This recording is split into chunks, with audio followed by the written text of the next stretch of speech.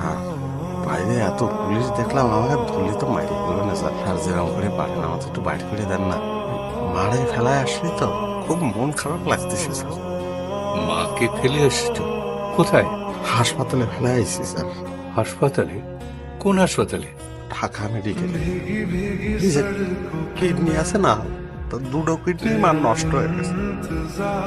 Doctor বলেছে যে আমাকে আর কিডনি কোনো কাজে লাগবে না। এই কথা তুমি আমাকে আগে বলোনি কেন? কোন ওয়ার্ডে? আর ওয়ার্ডে না, ওই যে বারান্দার উদিন স্যার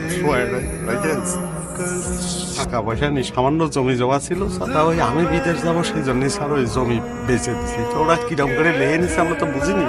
বাবার কবর ওই জমির মধ্যে ছিল। মা বলেছিল যে তার কবরটা যেন বাবার কবরের পাশে দেওয়া হয়। মা মরে গেলে মার কবর কিরম করে দেবো করে দেবো স্যার, মার কবরটা স্যার করে দেবো স্যার, একটু বাড়ি করে দেবো স্যার।